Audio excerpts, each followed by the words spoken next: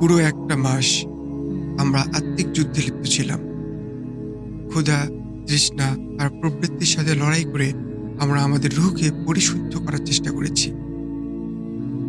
আজ যখন পশ্চিম আকাশে ঈদের চাঁদ উঁকি দেয়, তখন আমাদের মনে এক অদ্ভুত মিশ্র অনুভূতি খেলে যায়।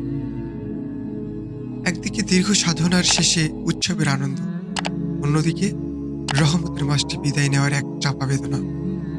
কিন্তু ঈদ কি কেবল নতুন পোশাক আর সেমাইয়ের উৎসবে সীমাবদ্ধ?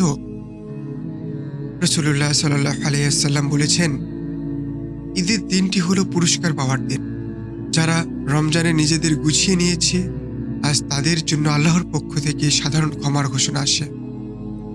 কিন্তু একটু ভেবে দেখুন, আমরা কি কেবল এই এক মাসের জন্য ইবাদতকারী ছিলাম?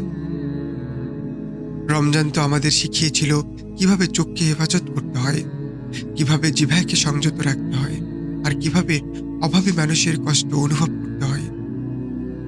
আজ ঈদের খুশিতে মেতে ওঠার সময় আমরা কি সেই মানুষগুলোর কথা একবার মনে রেখেছি, যাদের ঘরে আজ হয়তো চুলা জ্বলবে না? ফিতরা কেবল একটি নিয়ম নয়, এটি হলো সমাজের বৈষম্য দূর করার এক মহান শিক্ষা। রমজান বিদায় নিচ্ছে, কিন্তু রমজানের শিক্ষা যেন আমাদের জীবন থেকে বিদায় না নেয়।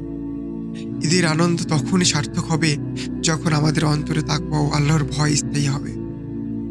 আমরা যেন আবার সেই পুরনো পাপাচারের জীবনে ফিরে না যাই। এই ঈদ হোক আমাদের জন্য এক নতুন সূচনার নাম। উৎসবের এই দিনে যখন আপনি প্রিয়জনদের সাথে আলিঙ্গন করবেন, তখন মনে রাখবেন, প্রকৃত আনন্দ তো তার জন্য যার গুনাহ এই রমজানে মাফ হয়েছে। আসুন, এই ঈদকে কেবল একদিনের উৎসব নয়, বরং সারা জীবনের জন্য এক মুত্তাদি মানুষ হওয়ার শপথ হিসেবে গ্রহণ করি। ঈদ মোবারক।